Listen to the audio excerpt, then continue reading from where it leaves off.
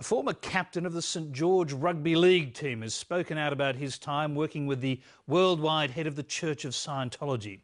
Chris GUIDER walked away from a promising football career at the age of 24 to work full-time with the church. Now, in an exclusive interview with Lateline, Chris GUIDER describes Scientology's leader, David Miscavige, as a violent and toxic individual. The Church of Scientology has denied his claims. Steve Kinane reports. At the age of 24, Chris GUIDER was at the top of his game. He was the captain of St George and held a unique record.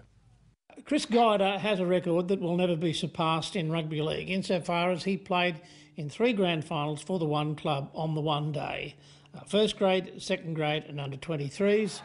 In 1986, he won the Dragons Player of the Year award. That's GUIDER, Chris GUIDER. Then, the player known for his darting runs from dummy half took off and never came back. At the end of 1986, he announced that he was leaving. We knew he was interested in the Church of Scientology, and many of us assumed that that had become his full-time calling. I was basically told by the head of the organisation that I was attached to at that time that I had to give away the rugby league. Walking away from his rugby league career was a big sacrifice. Very difficult. I'd played 17 years, I'd played since I was a little kid, and I loved playing for the team that I was playing for. Chris GUIDER started working full-time at the Church of Scientology in Sydney. 2.5 years later, he headed to the US. Within a month, he was working closely with the Church of Scientology's leader, David Miscavige, in what's being called his honour guard, the RTC.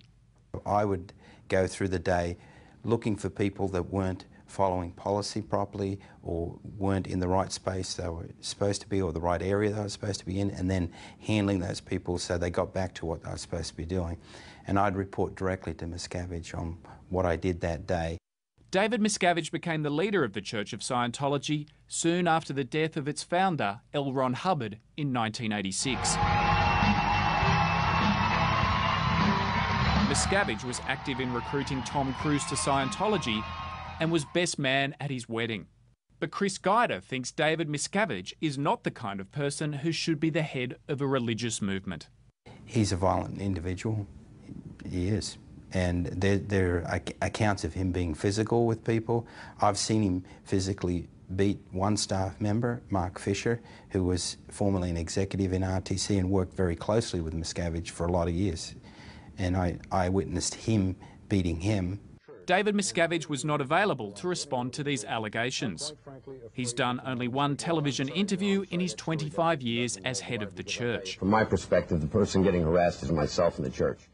The Church of Scientology in the US turned down Lateline's request for an interview. In an email, a spokeswoman claimed the allegations were a lie and attached 2 sworn declarations from Scientologists Mark Yeager and Mark Ingber, who claimed that David Miscavige did not hit Mark Fisher.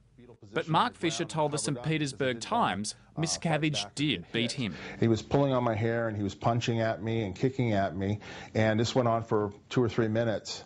And when he finally stopped and calmed down, I stood up and I reached behind my head and my head was bleeding. At least 4 other Scientologists have claimed publicly that David Miscavige also hit them. The Church of Scientology in the US said in an email to Lateline, a small group of anti-Scientologists were feeding stories to the tabloid press to generate controversy. The church describes them as a posse of lunatics led by a media whore. But Chris GUIDER says David Miscavige is a violent man. He says at one point he was instructed by the church leader to hit a colleague who was editing a Scientology promotional video.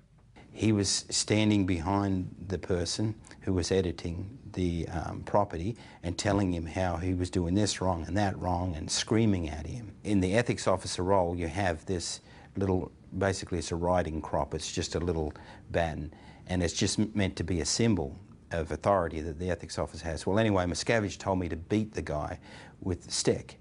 I looked at him and I refused to do that.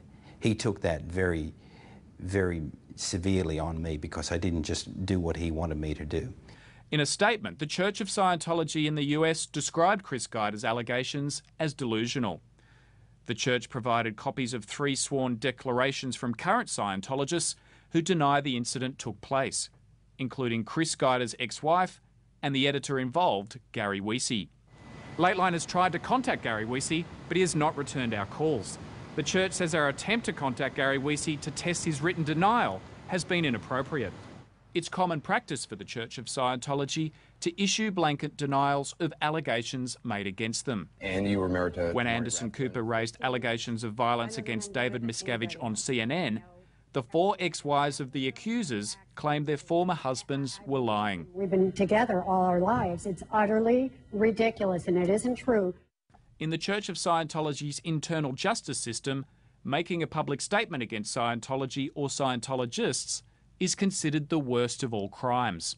That's church policy. They're not supposed to admit to anything, so anybody you interview, they won't admit that they've done something wrong or it's not that way. They'll go after you, the reporter, they'll go after whoever's putting the program together, they'll go after the individual. That's how it works. And you saw that happening when you were working in David Miscavige's office? Oh yeah, yeah. RTC would run that. There were executives in RTC that were on the phones to attorneys telling them what to do and how to handle former members of the church. Chris Guider says he was eventually punished for the incident in the edit suite by being sent here, to the Rehabilitation Project Force, or RPF, in Dundas, in suburban Sydney. The Church of Scientology in the US disputes this, saying he went voluntarily to the RPF for long-term negligence in fulfilling his religious duties and his repeated violations of church scriptures. The Church of Scientology says the RPF is a voluntary religious retreat. Defectors describe it as a punitive re-education camp. It's like prison, except it's worse because you don't have television, you don't have visitor rights, you can't read the newspaper, you can't read books, you can't listen to music. Former Scientologists say those sent to the RPF are forced to wear black, do hard labour and eat basic meals like rice and beans. They say they're not allowed to talk to others except those on the RPF. Chris Guider says he did 2.5 years at the RPF in Dundas. He says the church seized his passport and his credit card and paid him as little as $2 a week. He has made a formal complaint to the Fair Work Ombudsman. The Church of Scientology in Sydney refused Lateline's request for an interview about the RPF in Dundas. In a statement, they said, "The Rehabilitation Project Force is a voluntary religious program of spiritual rehabilitation offered to provide a second chance to those who fail to fulfil their ecclesiastical responsibilities. The program does not include luxuries to motivate the individual to improve himself and get through the program to once again be a capable and contributing member of the group. The property is open to the street with free access to and from the property." The church says they don't understand why someone who spoke positively about Scientology in a newspaper article in 2008 can now be so negative about it. For Chris Guider, one good thing came out of his time in the RPF. He met his wife, Valeska. They've since left the church and have a baby boy. I found out that the leader of the church right now, David Miscavige, is basically a very toxic person. It's not about people's lives and helping other people or being a beneficial program for other people. It's not about that. It's about control and it's about getting money.